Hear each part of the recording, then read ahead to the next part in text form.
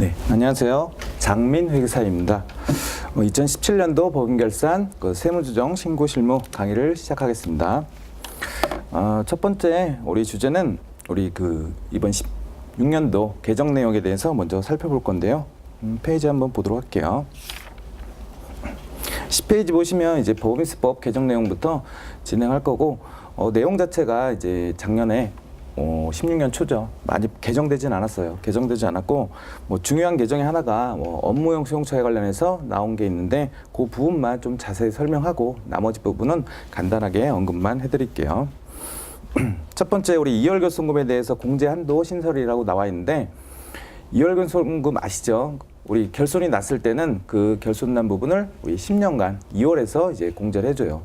이 공제할 때는 강제 공제를 해야 되는데, 이 공제의 이제 율 자체가 원래는 다 해줬죠. 그래서 강제적으로 이제 우리 플러스가 났을 때는 다 공제를 했었는데, 이제 거기 보시면 각 사업년도 소득금액에서 80%만 공제하기로 되어 있어요. 그래서 16년 이후 개시 사업년도부터는 80%만 공제할 수 있고, 그 초과분은 이제 그 다음 연도로 2월에서 공제를 하겠다, 이렇게 보시면 되고, 근데 이월결손금 공제 한도 적용을 이제 배제해주는 100% 다 공제해주는 또 우리 법인들이 있어요. 그래서 보시면 일단 중소기업인데 조세특례제한법상 중소기업도 있고, 그 다음에 2, 3, 4번처럼 이제 법원 결정에 의해서 회생계획을 이제 우리 이행 중인 기업들이나 아니면 이제 경영 정상화 계획을 이행을 하고 있는 기업들 있잖아요. 어려운 회사들은 또 이제 100% 공제해준다, 이렇게 보시면 돼요.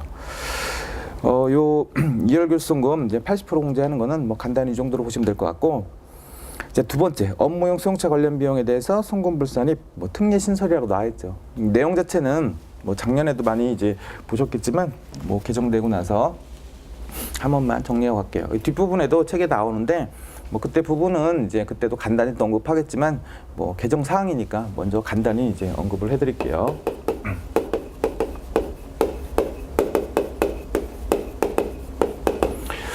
이 업무용 수용차라고 해서 이제 어떤 수용차를 이제 관련 비용을 이제 송금불산입을 할 거냐, 이런 부가가치세법에서 이제 우리가 매입세액을 불공제하는 우리 개별 소비세 과세 대상 자동차라고 아시죠? 그래서 그 기본 개념에 보시면 일단 업종이 일반 업종이어야 돼요. 일반 업종이고, 이제 실제로 이제 공제받는 업종이 있는데, 그 공제받는 업종에 있는 자동차들은 이제 다 100% 이제 송금 인정을 해주겠고, 그 다음에 승용차 말고 이제 화물차나 아니면 이제 경차 같은 경우도 이제 다 공제해줘요. 다 공제해주고, 여기서 나오는 거는 일반 1000cc가 넘어가는 일반 승용차고, 이제 업종이 일반 업종이다. 그러면 이제 요 송금으로 인정하지 않는 사항에 대해서 불산이 받는 요 범위에 대해서 이제 잠깐 보면, 일단 그 업종 자체가 운수업, 자동차 판매업, 그 자동차를 리스해주고, 또 하나 이제 운전학원 같은 경우, 아니면 그 경비업 같은 경비를 하는데 출동 차량들을 이제 최근에 들어왔죠. 이제 그 공제해주는 차량으로 들어왔는데, 그런 차량들은 대상이 아니에요. 일단 대상이 아니니까 이제 그걸 제외하시고, 그 다음에 이제 관련 비용인데, 관련 비용을 이제 이렇게 보시면 돼요. 간단하게만 제가 설명드리면, 일단 감가상각비라는 게 있고, 감가상비, 이외경비라는 게 있어요. 그래서 이외경비라는 게 유류비나 자동차세나 각종 비용들이 있죠. 이 자동차에 들어가는 각종 비용들을 일단 이제 얼마만큼 이제 우리가 송금 인정을 할 거냐, 그 내용을 이제 정해 놨어요. 그렇게 해서 이제 나온 게 가로 2번에 업무용 수용차 관련 비용 해당액이라고 해서 쭉 나와 있어요. 그 비용들을 전부 다 하나 이제 모아서 네, 관련 세무조정을 하셔야 된다. 그 다음에 이제 오른쪽 페이지 11페이지에 보시면 업무용 사용금액의 계산이라고 나와 있죠.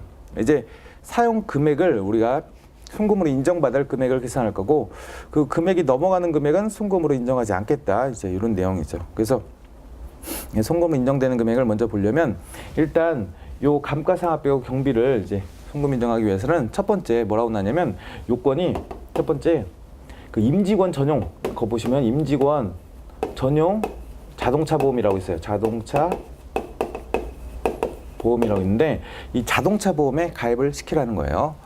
이제 올해 같은 경우는 우리가 이제 16년, 17년 대비 우리 그 신고를 할 때는 법인 사업자는 다 해요. 이제 법인 사업자 다 하고, 우리 개인 사업자 중에서는 이제 성실 사업자, 성실 신고 대상 사업자만 이제 이걸 할 거고, 일반 복식부 임자는 이제 그 다음 연도 17년도를 이제 18년 신고할 때 이제 그때 적용하겠다 이렇게 보시면 되고, 개인은 이게 없어요. 개인은 이게 없는데 법인 같은 경우는 이제 꼭 임직원 전용 자동차 보험에 가입을 하라는 거고, 가입을 했을 때는 적용시키는데, 만약에 가입을 안 했다, 이제 보험에 이제 가입을 만약에 하지 않았으면 전액 그냥 송금부사님 하겠다는 거예요. 지금 송금부사님 해서 뭐 상여 등으로 이제 나가겠다는 거죠. 그래서 이런 식으로 계산하면 되고, 뭐 상여고, 두 번째 이제 임직원 전용 자동차 보험에 가입을 이제 했다. 가입을 이제 했을 때는 이제 어떻게 할 거냐? 가입을 했으면 일단 중요한 게 뭐겠어요?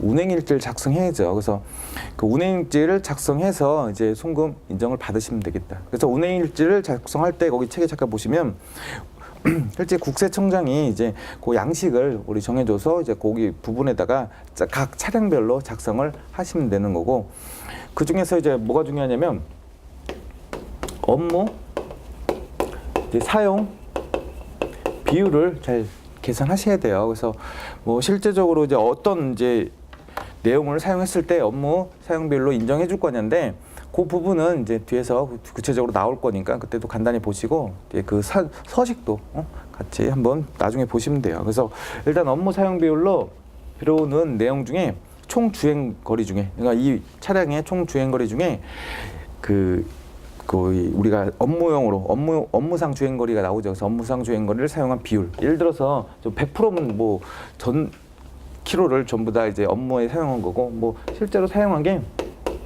10,000km를 사용했는데 10,000km 중에서 예를 들어서 8,000km를 이제 사용했다.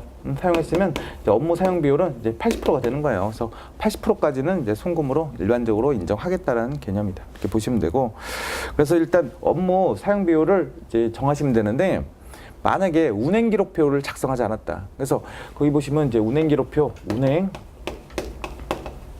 기록표를 작성하지 않았으면 어떻게 할 거냐? 이런 경우는 그렇다고 이제 송금을 하나도 인정하지 않겠다, 그런 건 아니고, 그래도 일반적인 비용이라고 해서 1,000만 원까지는 이제 인정을 해주겠다는 거예요. 그래서 1,000만 원까지는 인정을 해줄 거니까 요 금액까지는 넣으시면 되겠어요.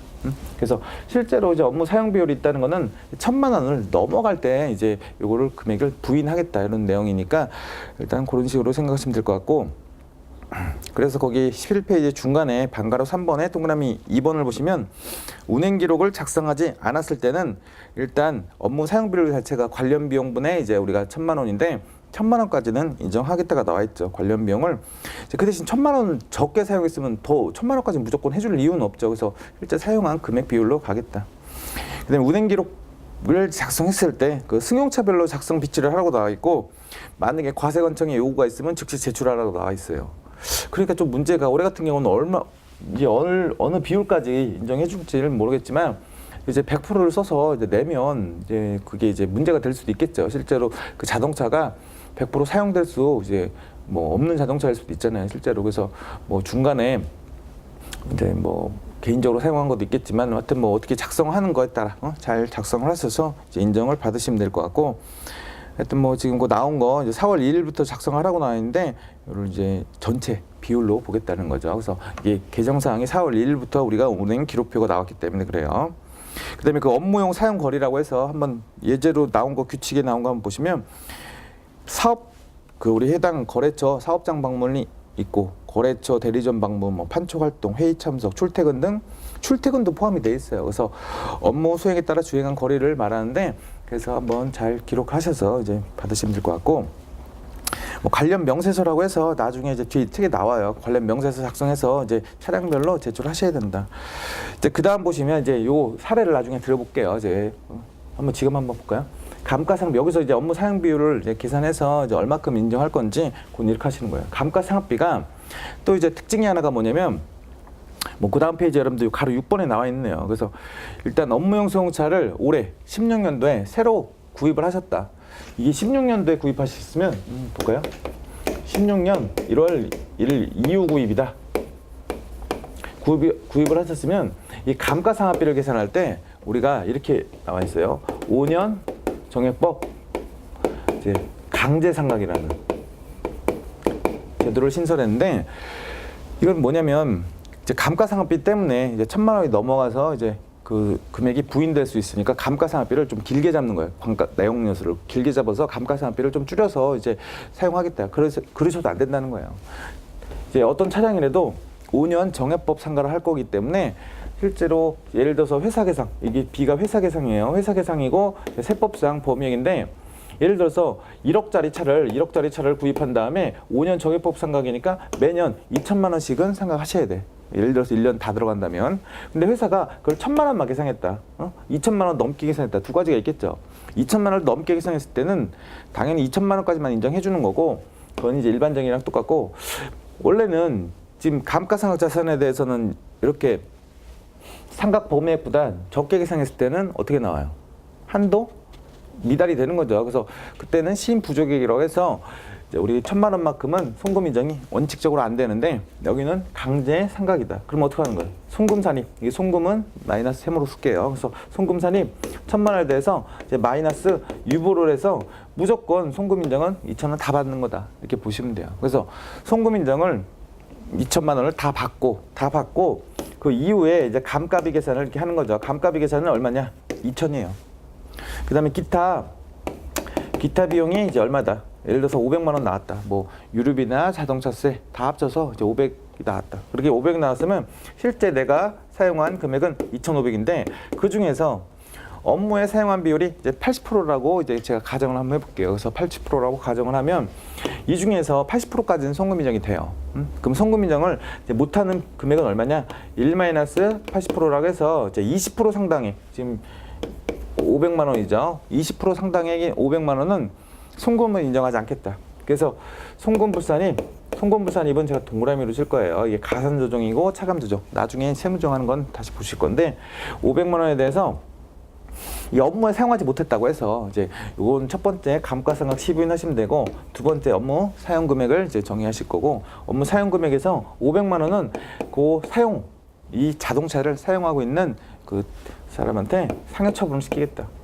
뭐 개인적으로 혼자만 타는 게 아니다. 그런 경우는 뭐 대표적 상해가 되겠지만 일반적으로 뭐 개별적으로 개인한테 이제 차량을 이제 우리가 그 사용하게 해줬으면 그 사람은 이제 이렇게 개인적으로 이제 상해 처분하시면 돼요.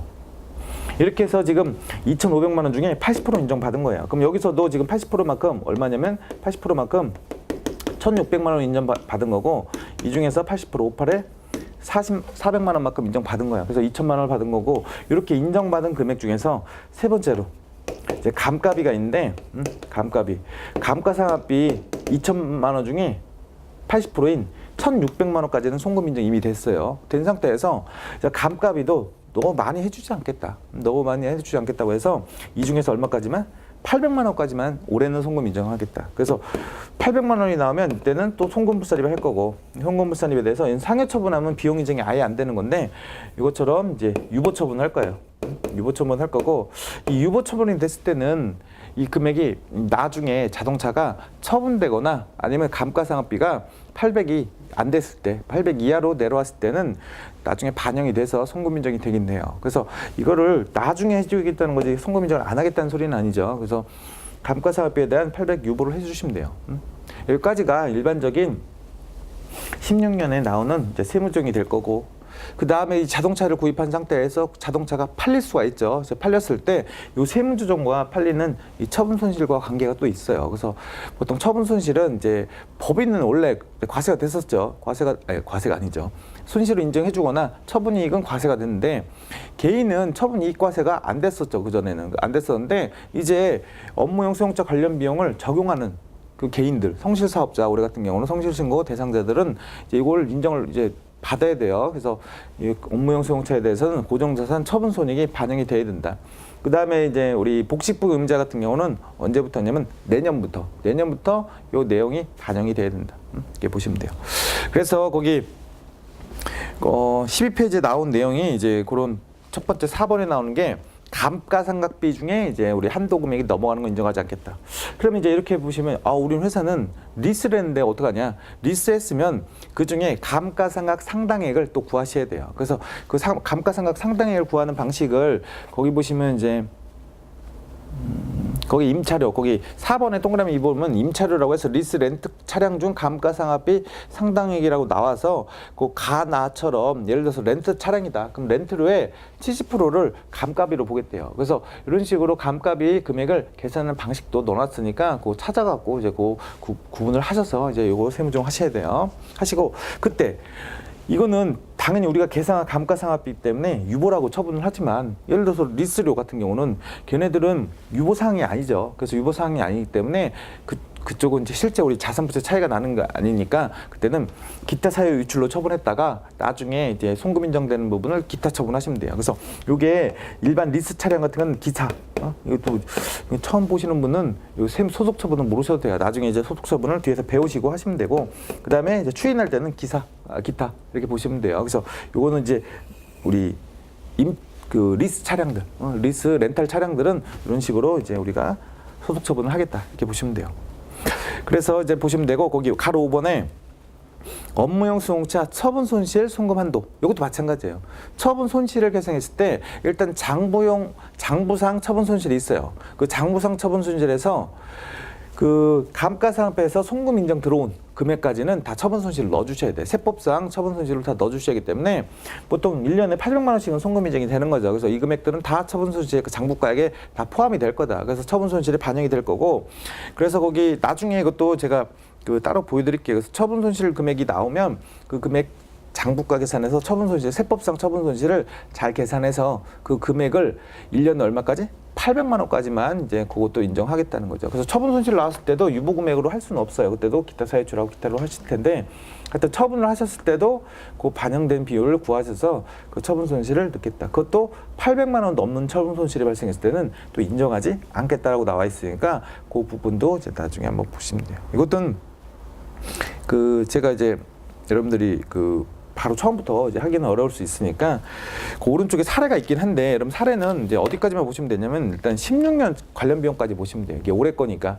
그 다음에 17년 이후 보시면 17년, 그 다음 페이지 보면 18년 있고 17년이네요. 17년에 자동차를 2천만 원 처분했대요. 그럼 16년이 계산되고 17년 처분되는 사항에 대해서 어떻게 처리했는지만 간단히 확인하시고 뒷부분에서 제가 이런 부분이 있으면 한번 간단히 다시 한번 설명드릴게요. 그래서 설명드리러 할 테니까 이렇게 보시면 돼요. 하여튼 마지막에 처분 손실 송금 한도 초과액이라고 해서 그것도 1,400만 원이 처분 손실이 나왔는데 그 처분 손실 중에 장부상 처분 손실은 1,000만 원밖에 안 돼요. 거기 14페이지 보시면 나오는데 그 14페이지 나오는 1,000만 원 중에 감가상각비 중에 우리가 송금 그 추인액이라고 해서 송금 추인당한 이제 그 올해 400만 원 있죠. 그래서 400만 원 관련된 부분은 그 장부상 처분 손실에서 이제 가산을 해서 이제 처분 손실을 1,400으로 만든 다음에 당해년도 감가상각비 부분은 넣는다는 거죠. 그래서 그 부분하고 800하고 차이를 조정하겠다 이렇게 보시면 돼요. 뭐 요거 부분은 처분 쪽은 올해는 뭐 대상이 거의 없을 테니까 그래서 올해는 구입한 쪽이고 세무조정 하는 쪽이니까 이렇게 보시면 돼요. 나머지 이제 우리 개정사항도 보도록 할게요. 뭐 제가 얘기 안 하는 부분들은 뭐 제가 중요성이 뭐 떨어진다고 봐서 여러분들이 개인적으로 혹시 이제 관련된 사항이 있으면 회사에 관련된 사항이 있으면 꼭 한번 읽어보시면 돼요. 그 6번 보시면 올해부터 이제 물납 제도가 폐지됐어요. 그래서 물납을 하실 때 이제 법인세는 안 되고 거기 보시면 증여세랑 양도소득세에서도 물납이 폐지됐어요. 그럼 남아 있는 게 뭐겠어요? 상속세가 있고 재산세 또 종부세 이 정도 물납이 남아 있어요. 나머지는 물납 제도가 폐지됐기 때문에 다 이제 현금 납부를 하셔야 됩니다.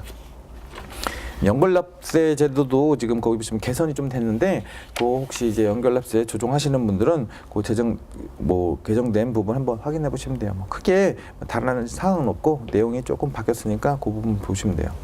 17페이지 보시면 9번에 현금 영수증 가맹점 가입 기간 연장이라고 써 있는데 그것도 현금 영수증 가입 중요하죠. 일단 가입을 한 다음에 현금 영수증 의무 발행 그거 중요해요. 그것 때문에 과태료 내신 분들도 많으니까 꼭 의무 발행하는 금액 10만 원 넘어가면 우리가 의무 발행으로 만약에 상대방이 요구하지 않았어도 의무 발행을 꼭 하셔야 된다. 뭐 요것만 중요하게 생각하시면 돼요. 그럼 쭉 넘어가 볼게요. 그다음에 뭐 18페이지에 중소기업 12번 보시면 설비투자 내용요소 특례 적용 연장이라고 해서 이것도 원래는 이제 15년까지였는데 거기 보시면 16년 말 6월 30일까지로 연장이 됐다. 그래서 그 사이에 또 취득한 그 부분에 대해서 그 취득한 건 아니죠. 거기 그 사이까지 취득했다가 이제 그 뒤까지 취득한 걸로 연장이 됐으니까 그거 한번 확인해서 보시면 되겠다.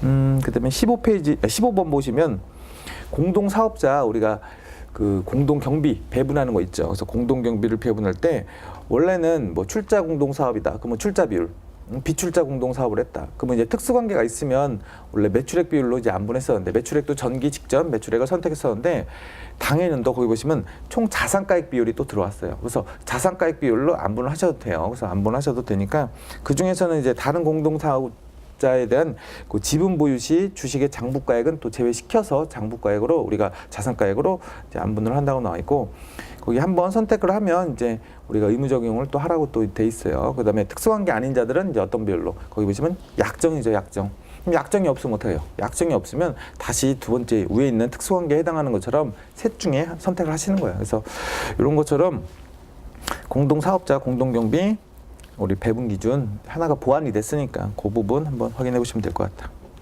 뭐 나머지는 뭐 아주 뭐 디테일한 부분이니까 넘어갈 거고 20페이지 보시면 22번 미완료 소득 법인세 계산 시 뭐 청년 상시 근로자 임금 증가에 대한 가중치 부여 이거 나와 있죠.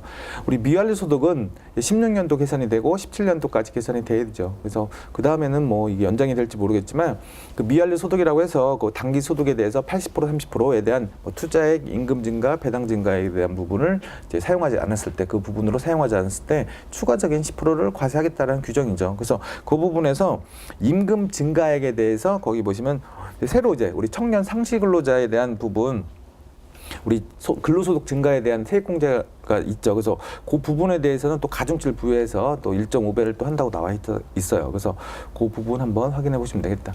그래서 이것도 새로 이제 신설된 규정이에요. 청년 상시 근로자에 대한 임금 증가에 대한 이제 세액공제 주는 거. 그래서 그 부분 때문에 나온 거니까 한번 보시면 되고 23번도 마찬가지로 우리가 그 출연금 같은 경우도 사용에도 차감을 시켜주는데 상생 협력기금 출연금에 대해서도 그 외에서도 뭐 나머지 동그라미 1, 2번이 또 추가가 됐으니까 이런 출연금도 이제 차감을 시키면 되겠다.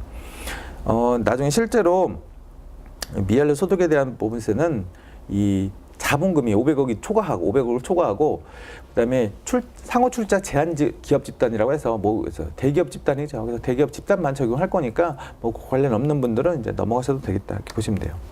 그다음에 25번 같은 경우도 외부 감사가 종결이 안 돼서 우리가 뭐 된 거예요? 신고 기한을 연장 신청을 할 때는 보통 이제 언제까지 하냐면 그 종료일 전 2주 전까지 신청을 하라고 나왔어요. 그래서 3월 말에 이제 만약에 신고를 해야 되면 3월 말 2주 전까지 신청을 했어야 되고 그때까지 신고 못하면 이제 무조건 3월 말까지 했어야죠. 근데 감사가 안 됐어요. 계속 될 듯 말 듯 하다가 감사에 대한 의견이 안 나와서 계속 미뤄진 거죠. 2주 전을 넘겼을 때 어떻게 할 거냐. 그래서 그 개정이 바뀌어서 종료 3일 전까지만 신청하면 연장해 주겠대요. 그래서 거의 3월 말까지 기다렸다가 이제 3일 전까지 안 될 것 같다. 그러면 이제 어차피 이제 늦었죠. 그러면 늦었으니까 그러면 3일 전에 신청을 하셔서 한 일주일 남았을 때는 신청을 하셔서 이제 우리 연장을 하시면 돼요. 그래서 외부 감사가 늦어졌을 때.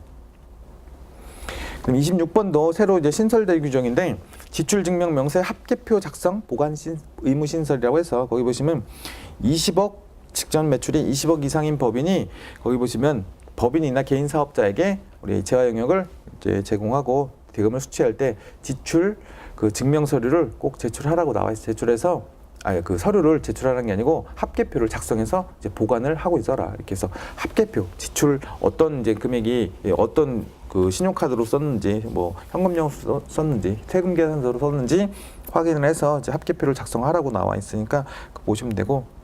그다음에 정기예금 이자율하고 당좌대출 이자율 두 개가 바뀌었어요. 그래서 1.8% 적용과 4.6%다. 당좌대출 이자율 같은 경우는 나중에 인정이자 계산할 때 혹시 들어갈 수도 있죠. 그다음에 정기예금 이자율 같은 경우는 뭐 간주임대료 뭐 여러 가지 이제 계속 시가 계산할 때도 나오고 해서 나오니까 실무적으로 맞는 이제 우리가 이자율을 사용하시면 되겠다.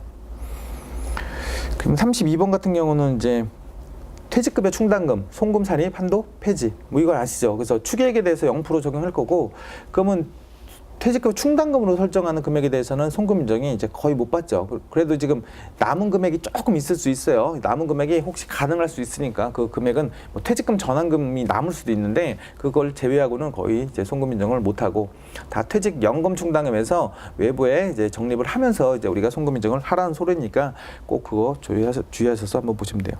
그 다음에 그 이번에 퇴직금 임원퇴직금에 대해서 중간정산은 거기 보시면 현실적 퇴직에 해당하지 않아서 가지고는 모아 송금부상 입된 이렇게 나오죠. 그래서 이것도 중요해요.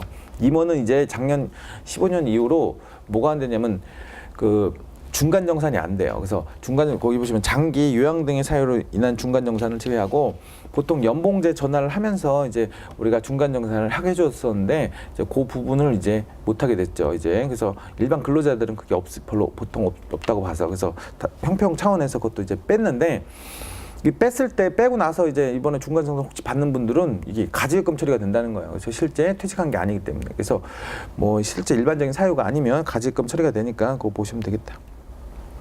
그다음에 그 3번도 중소기업도 이제 비사업용 토지에 대해서 거기 보시면 우리 그 토지 등 양도 소득에 대한 법인세를 과세를 한다고 나와 있으니까 이제 그거 보시면 돼요. 그다음에 조세특례 제한법상 개정 내용은 뭐 여러 가지 나와 있는데 여러분들이 한 번씩 다 보시면 돼요. 그 중에 5번 같은 경우는 그 중소기업 중 소기업 판단 기준 변경. 이제 최근에 이제 중소기업 우리 판단 기준이 바뀌었고 그 중에서 소기업 판단 기준도 그 매출액 기준 만으로 적용한다고 나와 있어요. 그래서 그 내용을 한번 이제 보시면 될 것 같고 그 다음에 또 볼만한 게 8번 보시면 연구 인력개발별 세액공제 기한 연장하고 그 세액공제를 또 연장했죠. 연장하고 그 다음에 공제 대상이 약간 축소가 됐다. 그래서 그 대상을 한번 왜냐면 거기 연구 관리 직원의 인건비를 제외한다고 써 있죠. 그래서 그런 부분들을 중에서 연구 전담료는 연구 보조원 인건비만 세액공제를 해주고 나머지 인건비는 또 제외한다고 나와 있으니까 그 제외하시고 하셔야 된다. 그 다음에 그 아까 제가 얘기한 27페이지 보면 청년 고용 증대 세액공제, 청년 고용 증대가 됐을 때 그 세액공제가 신설됐으니까 그거 보시면 중소기업, 중견기업 같은 경우는 500만 원, 대기업 200만 원까지 이제 공제를 해준다고 하니까 그래서 요건을 잘 보신 다음에 그 세액공제를 받으시면 되겠다. 그래서 이거 좀 쭉 넘겨볼게요. 그래서 우리 조세특례 제한법은 내용이 많긴 한데 이 내용 자체가 실제로 특수한 경우이기 때문에 제가 뭐 굳이 설명 안 해도 여러분들이 나중에 필요한 부분은 따로 보시면 될 것 같아요. 그래서 뭐 중요하게 새로 과세 신설된 경우는 제외하고는 일반적으로 사용하는 경우 빼고는 제가 설명을 뭐 나중에 뭐 본파트에서 보던지 하도록 할게요. 36페이지 보면 58번에 문화접대비, 문화접대비 아시죠? 접대비에 대한 송금 인정을 이제 해주는 금액까지 그 우리 한도가 있는데 그거를 좀 초과해서 이제 문화접대비로 사용했으면 한도를 좀 더 늘려주겠다 이런 제도고 옛날에는 10%였다가 지금 20%로 그래서 한도가 20%가 늘어날 수도 있다는 거죠. 문화접대비 사용 금액이 있으면 그렇게 보시면 돼요. 그 다음에 이제 그 밖에 주요 개정 내용이라고 해서 1번에 후발적 사유로 인한 경정 청구 기한 연장. 중요해요. 그래서 이것도 사유를 안 날부터 2개월이었다가 3개월로 연장됐으니까 그거 하나 하시면 될 것 같고 넘기셔서 41페이지에 12번, 11번, 14번, 15번 한번 보셔야 돼요. 12번은 지방소득세 신고 그 첨부 서류 제출 간소화. 이것도 좀 편해졌어요. 그래서 본점 소재지에다만 다 내시면 된다고 써 있고 그다음에 14번 같은 경우도 특별징수세액 정산제도도 원래는 각각 했어야 돼. 그래서 실제 우리 그 사업장 그 소재지가 그 여러 곳일 때 특별징수 납세지가 여러 곳일 때는 각각 했어야 되는데 지금은 이제 일괄해서 이제 환급을 받을 수 있다 이렇게 보시면 돼요. 환급 받으려면 그때 각각 했어야 돼요. 근데 이제 일괄로 바뀌었고 15번에 결손금 소득공제 환급 신청 있는데 그것도 똑같이 우리가 각각 신청하던 거를 일괄적으로 이제 각각 이제 우리 국세와 같이 이제 환급 신청을 하도록 되어 있으니까 뭐 좀 편리해졌죠. 그래서 이렇게 보시면 되겠다. 여기까지 하고 여러분들 계속 수업 진행할게요.